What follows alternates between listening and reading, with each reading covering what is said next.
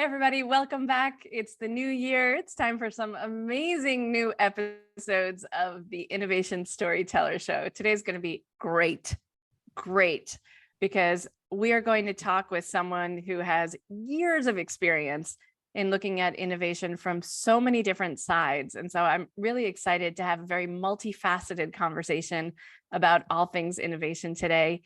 Let me give you a little background on our guests. So over the past 20 years, Alex Goryachev has made it his business to turn disruptive concepts into successful ecosystem-centric business models. He has an extensive track record of building and leading global cross-industry businesses and technology teams focused on revenue and market share growth, increasing customer acquisition and profitability through new digital products, and all different kinds of offerings that come from those as well. Alex is the former managing director of Cisco's Global Co-Innovation Center, where he spearheaded programs and initiatives to accelerate innovation. And so I'm just thrilled to have you on board, Alex, and we're going to talk about some of your other interesting facets of your background too. So welcome to the Innovation Storyteller Show. Thank you, Susan. I'm glad to be here, and Happy New Year. Happy New Year. Thank you. So let's start off there. Do you have big plans for the new year? Definitely. I'm still working. It's day 4, and in a very typical corporate model, I'm still working on my New Year's resolutions. But the innovation this year, it's really not about what I want to accomplish this year, but how I want to feel this year. So for me, that's a very different model. And how do you want to feel? I want to feel accomplished. So that's the theme for the year, is accomplishment. Yeah, I think the theme for the year is how can I be grounded about doing something while doing something and excited at the same time, right? How can those two things coexist? Which is really, if you think about it, is the whole innovation dilemma. A lot of it is in between of creativity and discipline. How do you keep creating and ship a product at the end of the day? So let's get started in this conversation, because I'm sure my listeners are very curious about your background and how you got here. Most people don't leap to the head of the Co-Innovation Center at Cisco in one single bound right out of university. So give us a little bit of background on how you got here, Alex. Well, I've done a lot of stuff in the innovation space, and when I think about kind of what innovation is about, it's the ability to reinvent myself and helping others along the way. So when you were introducing me, you mentioned the word ecosystem co-innovation, but it's really, to me, it's the whole essence of doing something with others for common benefit. And I've never majored in innovation, obviously, but I've happened to be at the right place at the right time, probably co-creating that opportunity. And prior to Cisco, I was with this little startup called Napster, which never survived. And we all remember it because the music as we knew it 20 years ago never survived either. So I helped change the music industry, and that was an incredible journey. And then I ended up at Cisco and helping company evolve and grow into the world's most valuable company at the time. So let's take a little pause, a little breather at Napster, because I'm certainly guilty of stealing a lot of music through that site in my youth. So talk to us about what it was like to be at Napster back in the day. For those of you who don't know, some of the youngsters in our audience, right?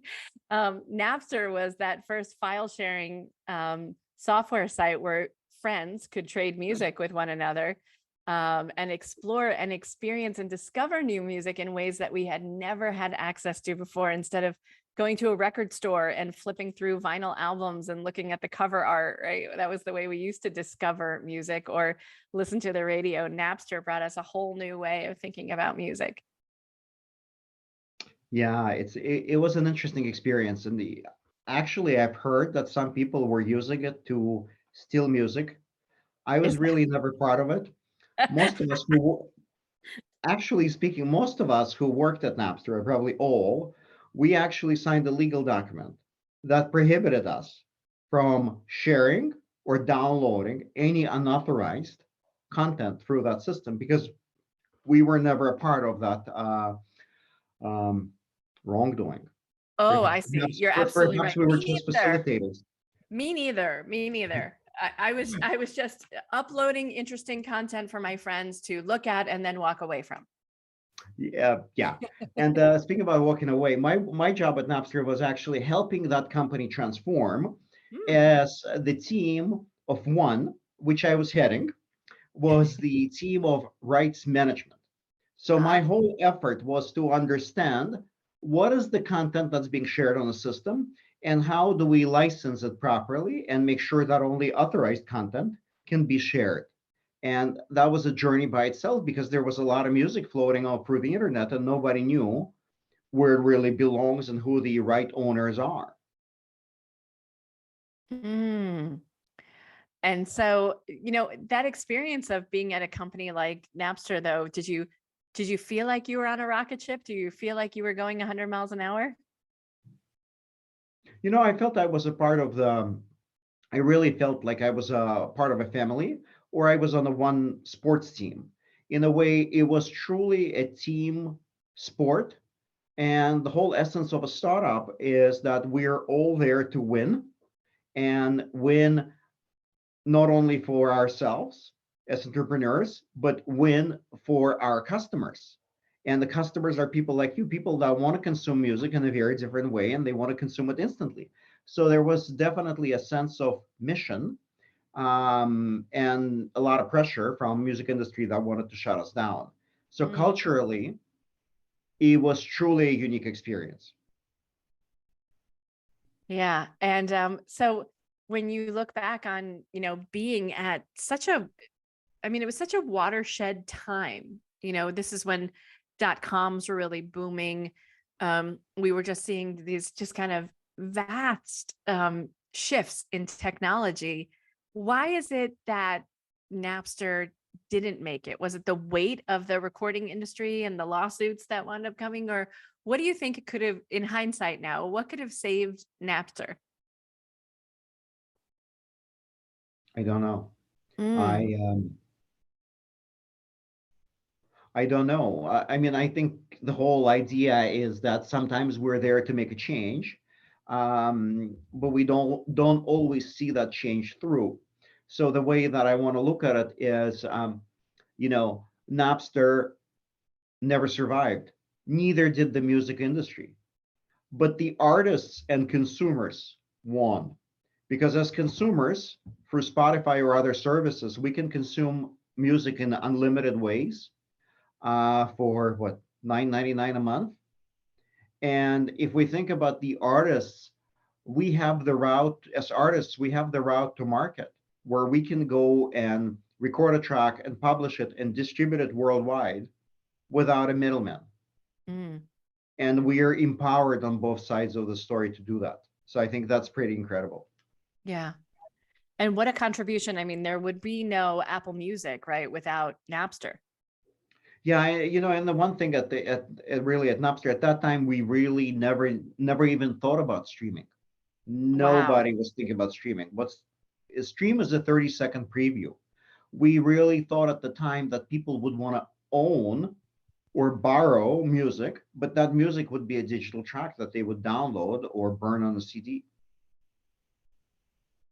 Right. Because we all still had CD-ROM, right? And we had CDs and we had DVDs as our primary form of sharing information. Absolutely. Wow. Fantastic. So take us to that next step then. And what came next in your career, Alex, of moving innovation forward? What came next after Napster is actually traveling around the world, backpacking and staying in hostels and moving in random or different direction, discovering the world with a lot of great fellow travelers, and really trying to figure out, I'd say, listening, right, to what I want to do next. Mm, And coincidentally, at a time I ran out of money, where actually, not surprisingly, I didn't really have a lot of it, and even staying at hostels, um, that takes a toll. So when I came back to Silicon Valley, I had this great opportunity to go work at Cisco and actually work on some of their digital infrastructure and what would be called digital transformation at the moment, but looking at the internal process of Cisco and seeing how we can digitize them. And that was a great opportunity, and I jumped on it. And I think 18 years later, um, I've left the company after running the Global Innovation Centers. It's been a great journey. So let's talk about that. I mean, so here, I don't know anyone in the late 90s, early 2000s, and probably into 2010s who were not looking at a Cisco phone on their desk, right? There was no way that you could avoid the behemoth that was Cisco as a hardware provider and, the center of like the telecom universe, right? Am I getting that right? Yeah, and I think I'm not staring at the Cisco phone on my desk right now. Having said that, I know Or that any roughly phone on your desk at this rate, right? yes. Uh, and having said that, I think roughly half or even more than half of the world's global communication is going for Cisco equipment. So right now, in somewhere in between of us, there's a lot of Cisco infrastructure, and that's still the case. Yeah. But we had the head of Cisco Innovation France, who was on the podcast, and she was telling us about making this dramatic shift, not just from digital transformation, but now from product to service based transformation. Were you working on kind of those changes to business model, changes to ecosystem as well? My job was primarily to figure out how can we go and work with the ecosystem to co-create solutions. So if Ah, we're in a particular market, how do we attract or work with startups for a particular purpose? How can we co-create with universities? How can we co-create with countries and governments and make sure that we have a local product and a local innovation that can be scaled globally? So when I talk about co-creation, it's not all great ideas are born inside boardrooms. Actually, probably most of great ideas are not born inside boardrooms, and in today's world, they're rarely born inside the four walls of the company. So it's hmm, all about tapping into the outside knowledge and getting stuff done together with other people. And that's the ecosystem co-innovation model that I brought to Cisco by launching a first startup program and then working with startups to build a particular solutions. When you think about traditional company, networking company, our expertise is in networking. It's not necessarily in agriculture or mining or retail or different verticals. So it's much easier to partner with an entity that knows that space and create solutions that could serve that particular market. hmm. So tell us a little bit about your approach, because you and I, prior to hitting record on this conversation, we're talking about the value of innovation and how a lot of times in the corporate world, the ability to place the moniker value um, is something very different across industries. But what did value, right, change for the sake of providing value to someone? What did that mean for you? Yeah, well, that's an exceptional question, and I remember our discussion about the value. When I think about the commercial entity, at the end of the day, unless we're a B Corp and we are for public benefit, the value of the corporation is measured in dollars and cents and shareholder returns. Hmm. Whenever we like that or not, that is the case. So when I think about the innovation function, to me, it's really about how do we contribute to a particular metric, and that metric usually translates into either revenue, which is a top line growth, Hmm. or savings, which is cost avoidance in a way, efficiency. And I think it's really essential for the innovation teams to understand how they contribute now, not the 10 years from today, not the 4 years from today, but this current fiscal quarter, or at least this fiscal year, and having an ability to impact that specific performance. Hmm. So how, do you think that innovation teams feel under this incredible pressure to kind of, have the ideation, run the 6-week agile startup and have the pressure of getting to revenue on something completely new by the end of 3 months? Well, I mean, yes, I think the innovation teams should feel pressure. If they're not feeling the pressure, they probably soon will feel pressure. And I suspect that might be too late for them to survive. And here's the thing. Yeah, I think in the corporation, in organizations, in a startup, definitely, everyone feels the pressure. And sometimes I feel that there's this belief that innovation or innovators are a different class of employees that are somewhere creative and they shouldn't feel the pressure. And I sincerely disagree with that. I think that's false narrative. I think we're all there to make a contribution and operate at the speed with the rest of the company. So they don't have to contribute to, the bottom line tomorrow or within the next 3 months. But I think it's great to have a plan and a date for when they will contribute and how. Hmm. So, and maybe that time horizon can shift. So you sound like a strict goal meter, right? We have to get to this particular point. Where's the space in that for discovery or failure in that, even in that time zone? Can we always anticipate the failure that might come from our greatest plans? Oh, we can definitely, I'm writing my New Year's resolutions. I'm anticipating a lot of failure in that as well. But if I go back to the innovation teams, um, or any startup for that matter, um, of course you have room for failure, but at a certain point you're not going to be funded. So it's not really about meeting strict goals. It's about a particular aim, and I think the aim for the innovation team in large organizations should be um, impact on the process or impact on revenue. And at certain point, the innovation team needs to meet that objective. And if we look historically, an innovation team has been in existence for X number of years, and nothing has been delivered that translates into revenue, then there's definitely a problem. So where do you think, Alex, based on your experience, where do you think that innovation belongs in the organizational structure overall? Where do you think it should live?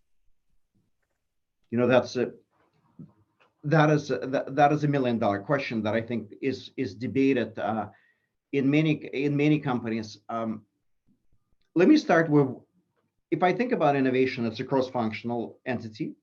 It doesn't really belong to engineering only, right? A lot of people think that innovation is about the products. I would argue that there's more money to be made in saving in process innovation than the product innovation. And employees anywhere in the company have a lot of ideas on process. We all are frustrated with something and we all want to change process somewhere. And it's important that we have the voice. So coming back to the innovation function, I think corporate strategy or a central function um, is the best place for innovation. I would definitely not set up a separate innovation entity unless they're in the business of facilitating innovation across the company. Right, because it can't just live in an island on its own, right? We need innovation to be in somehow infused into the culture as a whole if it's going to take off. Correct. And the other thing is in the large entity, if we, it's important that we have a sense of cross ownership and contribution. And in order to get the project off the ground in a large organization, we have to have support and a different point of view. So when we talk about that concept of inclusion and diversity, it works very well in innovation. It's all about getting different ideas and about blending them to create a new product or a process. So And that involves working across with everybody. Yeah. So can you give us some examples, Alex, of, how you might have done that at Cisco to actually get everyone on board, get everyone in the pool, and So really using it? Tell us yeah, about a definitely. product or a service that you were working on to do that. Yeah, so when we think about, there's a couple of things. One is the mentorship and volunteering with local accelerators. So again, when we think about ideas, we want to make sure that we interact with the outside environment to be inspired and to create new value and to challenge where we are. So one of the programs that we did is we've encouraged our employees to go and mentor startups and work in accelerators and incubators and really help them, and at the same time look at how particular partnerships or ecosystem partnerships can be brought to Cisco. So that's one thing. The second thing is really going and working with every single function in the company to ensure that they know what their innovation objectives are and what are the, going back to the strict metrics, and what are the particular metrics for a particular fiscal year. Because when we're in a large organization, I think we've heard leaders say many times, be innovative, should go for the moon, but nobody really knows what the hell that means. And when you ask those leaders, I think they'll quickly make it for the exit because they have no idea either. So Hmm. getting every function in the company, be that legal or finance or operations or marketing or sales, to a particular definition of what innovation means for them, what they want employees to, what action they want the employees to take, and how they will measure their success, changes the entire perspective. And then publishing that information and sharing it across the company is what makes a world of difference. Because if I work in marketing, I know what innovation means not only for my team, but what it means for global operations or supply chain.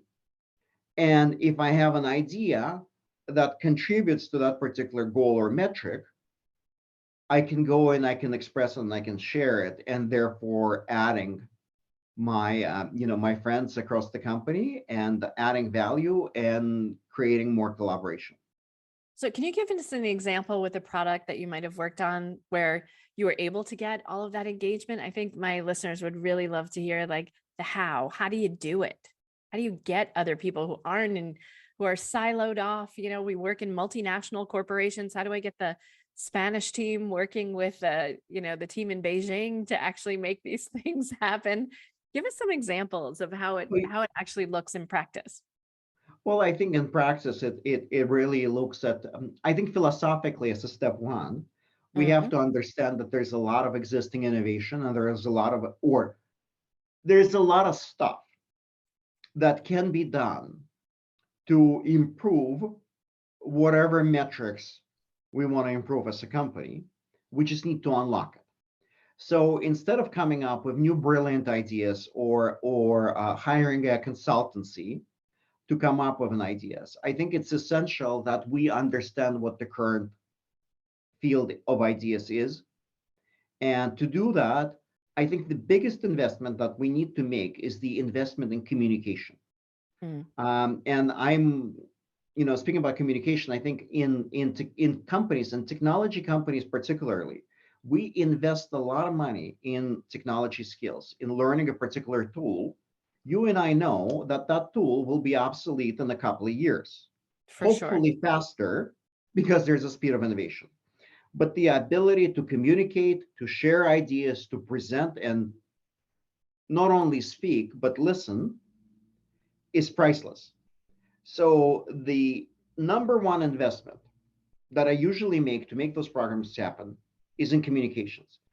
How do you encourage people to communicate, share their ideas, present their ideas, and work cross-functionally to pitch them? And to do that, in the past, I've created a platform where a particular goals and metrics for organizations are published, and then every employee everywhere in the company can go and submit their idea. Now, a lot of people did that. And I think the thing that makes it special based on my experience is are two caveats to make this happen. First one, um, personally, I'm not interested in ideas. I'm interested in, or I should say, I'm not interested in ideas only. I'm interested in people that want to make those ideas happen. In any large organization, there are a lot of people that have great ideas, and they all begin with "you should" or "we should." Someone should look at this. Could be a good idea. It's not worth my time to be looking at it because I know that someone does not exist in that organization. Mm-hmm. So we really want to look for people that say, "I want to," or "I will," because, and then there's a value case. And then the second thing, they should have a team. Innovation is a team sport. And it's essential that employees with ideas want to make them happen and they partner with employees cross-functionally. I firmly believe if we have a team of engineers with an idea, that idea is probably not destined for the market because they're missing an operations person and a marketing person and a communications person and a salesperson. Same thing with if we have a team of sales folks and they have an idea, I know they might be they would be they probably will sell it, and the worst thing, they'll sell it to a customer, and that idea will never be built because it cannot be created because they're missing that engineering and other talent. So I think what makes this really happen is setting clear goals, being transparent with those goals, communicating really well, looking for people that want to implement their ideas through partnership with others. That's the secret to innovation collaboration across the company. So communication is that's my territory. So I'm thinking, like, can you give us some examples, Alex, of like, you have this great idea, right? You're at Cisco, you're in the co-innovation lab, and you've got to get other people on board. What is the mechanism that you're using? What are the stories that you're telling to get people to say, yes, I want to be a part of that? Well, it's in any company, right? It's not about can this be built, but should this be built? Uh-huh. And I think it's essential that any idea is looked through the eyes of should it be built and does it belong in a particular environment? And in order to find that out, there needs to be communication. There needs to be communication with customers, with sales, with different entity inside the organization.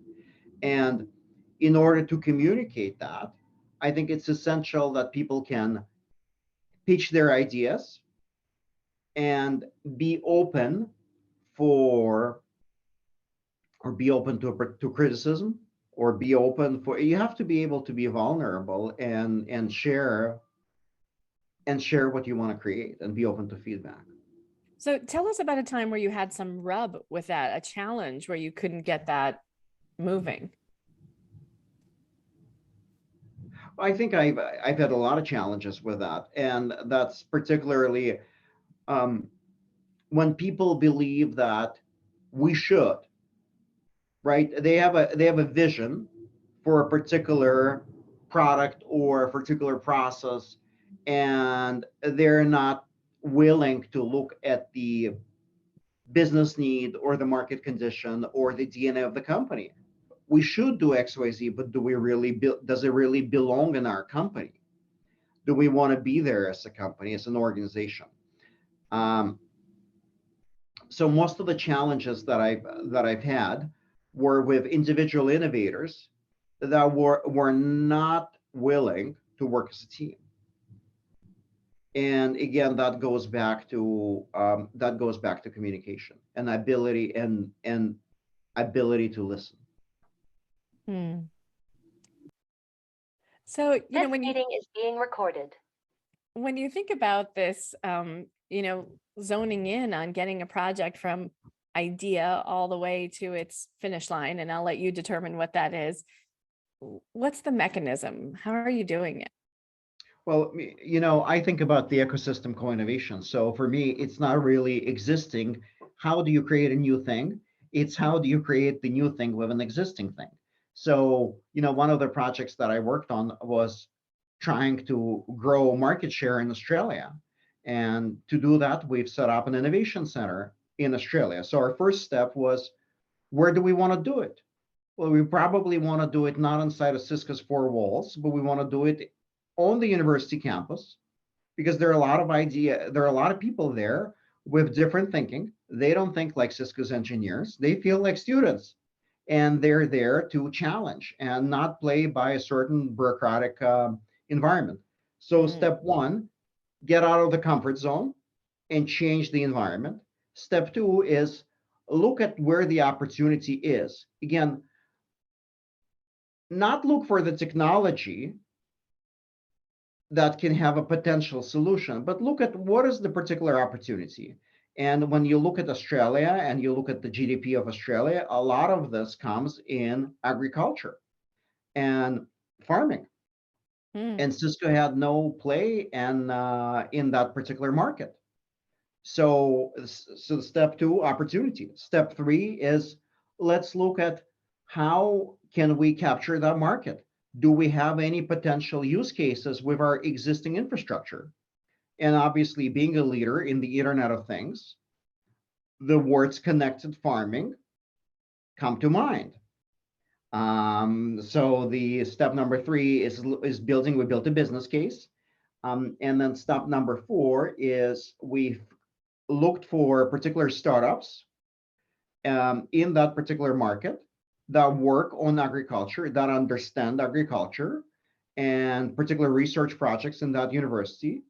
And then we went to them and said, well, can we create a connected agriculture solution that would really service that particular market in Australia?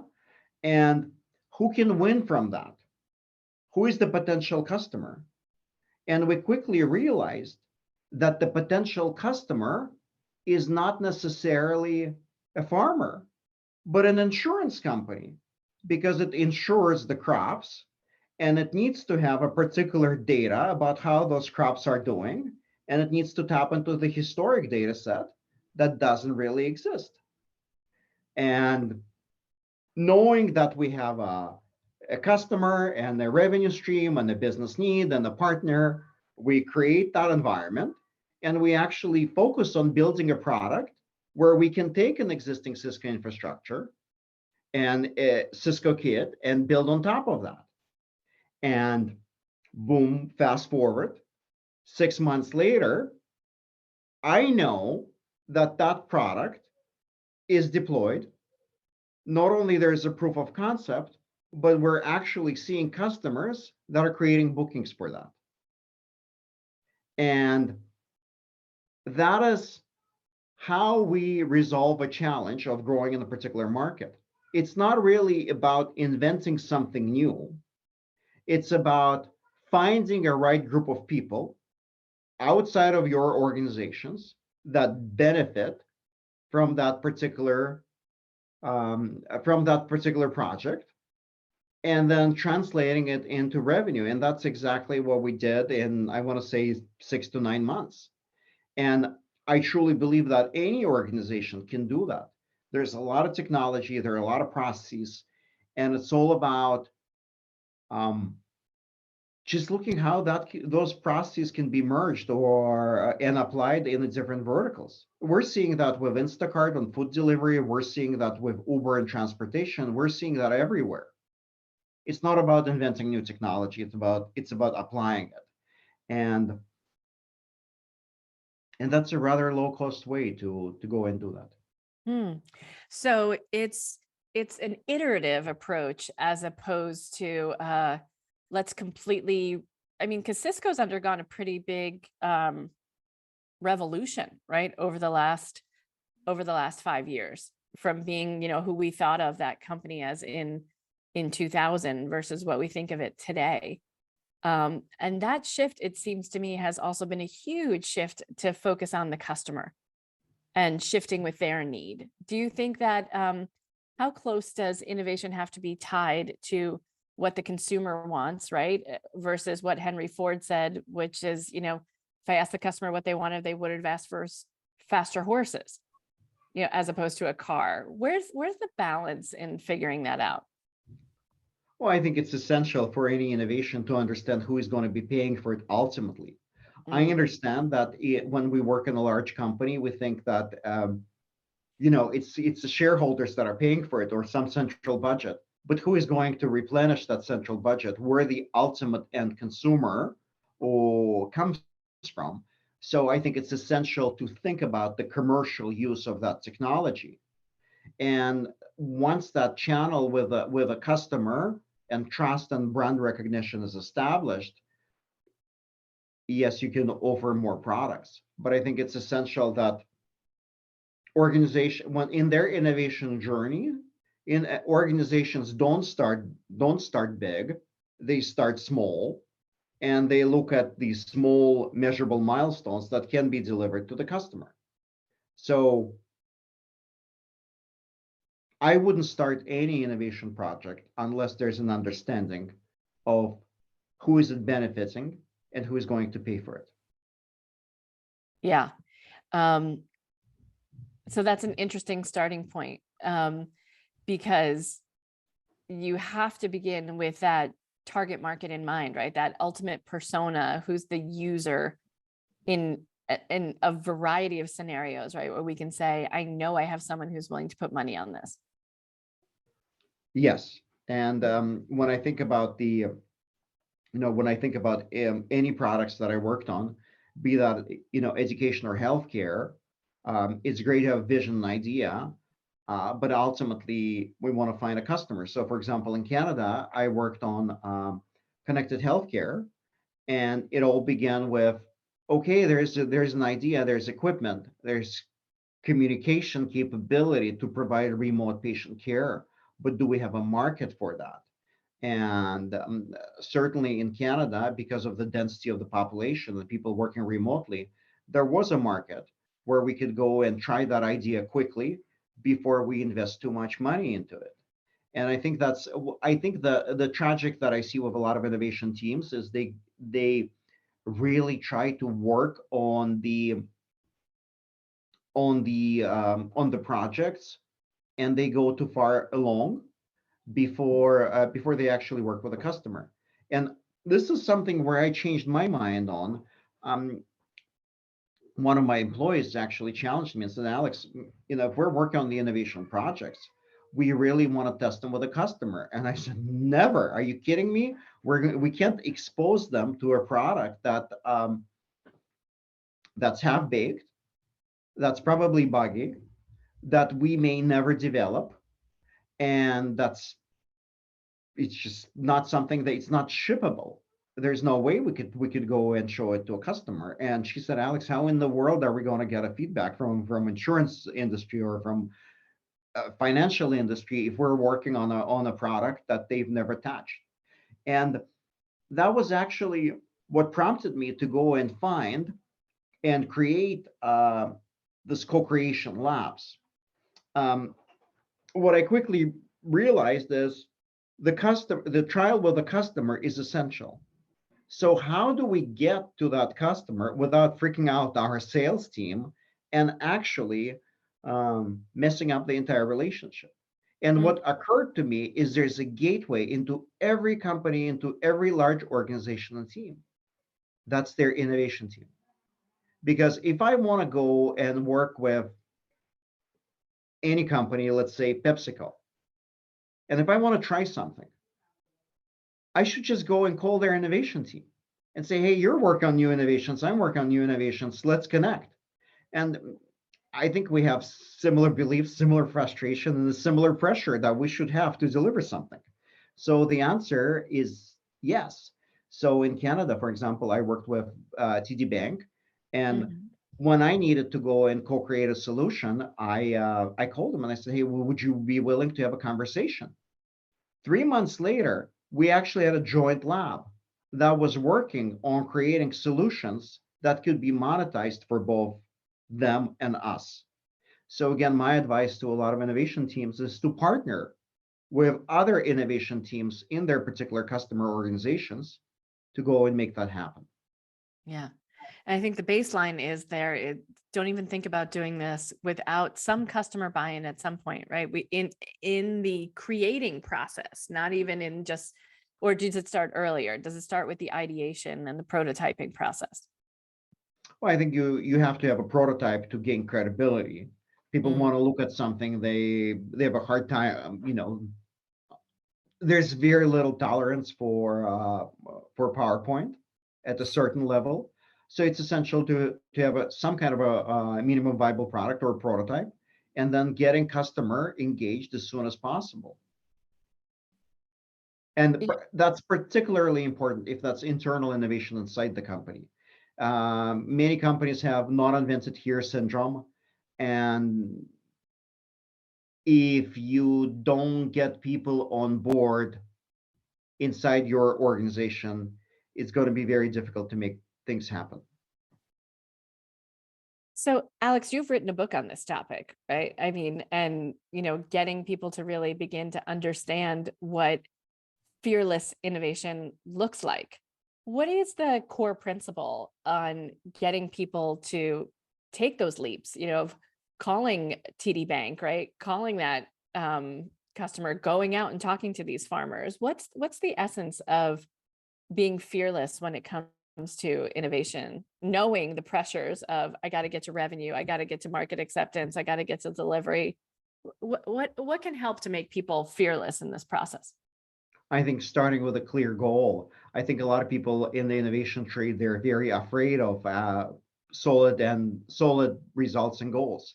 So I actually believe is understanding what their specific goals are and asking people, including customers, asking them broadly of what they want to see, um, and including the fellow partners inside the corporation. Number two is socializing and making those goals transparent and agreeing to what the metrics are. I think, and number three is understanding and building cross-industry, cross-organizational, or co-innovational teams to go and create that product. So don't go at it alone. Innovation is a team sport. Number four is investing in communication and communicating not only successes and failures. And I think number five is always staying connected with the sales team or a customer, somebody who's actually paying for it and adopting this. And at the end of the day, I think it's really having a sense of responsibility, not only for coming up with ideas, but actually making that idea happen and seeing that idea adopted. So seeing that all the way through, not just passing it, well, here's a great idea, go do it, and having strong operational capabilities to go and deliver that. If I think about two skills in the innovation business and helping innovators, um, that where organization needs to invest, that I mentioned communication, but the second one is operations. If you want people to be innovative inside your organization, you have to help them operate and navigate the bureaucracy. They don't know how to do a purchase order or a legal agreement, an NDA with a customer. So it's essential that those things are taken care of, and that's where I think innovators need a lot of help. So I noticed that you have, on the banner on your LinkedIn profile, it says, it's Edison's favorite quote, that, innovation without execution is hallucination. And so it sounds like you've seen a lot of these departments that are kind of hallucinating about the innovation work that they're doing, right? If it's not kind of getting to this final point, but there are a lot of important steps on the way. And you've written quite a bit on communication. Um, and how it's such a driving force behind getting great breakthrough ideas to market. If in thinking about this audience, what do you think is the next right step that people need to make in improving the communications inside of their innovation infrastructure? I know you have a very diverse audience, and they're in different steps of their journey. Um, I think it's essential that innovation teams and innovators remember that communication is not only about sharing something, but it's about listening at the same time, listening to the customer, listening to the environment, listening to each other, innovators with different ideas, um, and being open to receive feedback and the information from the other end. I think that's the logical next step.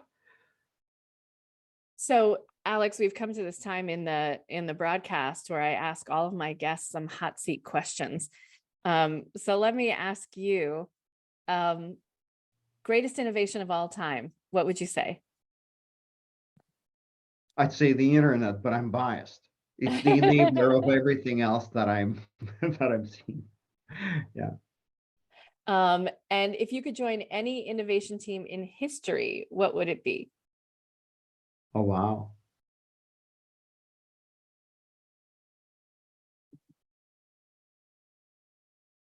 I think I'm on the great innovation team in history.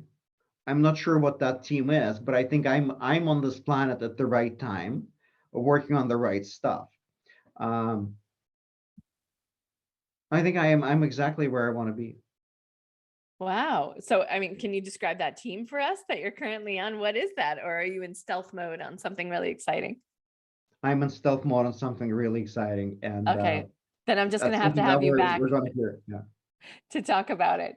Um, and then lastly, what's the innovation you'd most like to see in the world that doesn't exist yet? Something that makes you absolutely crazy or you just crave that you wish were here that's not here yet? I think we talked a lot about innovation, connection between innovation and revenue, and that's a sad part of our reality. I really want to see a different reality and a different innovation and a model where innovations would be possible even if there's no customer and revenue that's coming from that. When we think about our society and just about the way we live, there are lots of ways to improve just the way we operate. And sadly, there's not necessarily a business case for that. There is not someone who is writing a checkbook. So how do we create that environment where we can come up and implement innovations for the public good when there's not necessarily a paying customer? I don't I know the remember. answer to that. A budget deficit is not the answer, but I don't know what the answer to that is. Yeah, I remember seeing they were artists, who had decided they just wanted to bring more joy into the world of subway riders. And so they turned the stairs of the subway into piano keys. And it just made someone happy to be able to step Mhm. down the stairs on their way to work and make a little music with the person who was next to them walking down the stairs on their way to work. And the ROI was simply a smile, but I thought it was one of the most inventive things I had ever seen. So to your point of innovating without necessarily the thought of revenue in mind, but still being able to create enormous value to people of just getting through their commute from a frown to a smile might be an incredible outcome. Right. When I think we're not built to work all the time. As humans, we're built to experience joy and all the other different emotions. So, how do we add to the joy and just happiness? Here, That's here. that's the team that I'm on. Well, I love that thought coming into the new year. So thank you very much for sharing it. Um, Alex, if people want to get in touch with you, what's the best way for them to find you? Um, just pinging me on LinkedIn or sending me an email at alex@alexgoryachev.com. Fantastic. Alex, thank you so much for being on the Innovation Storyteller show today. Pleasure. Thank you, Susan.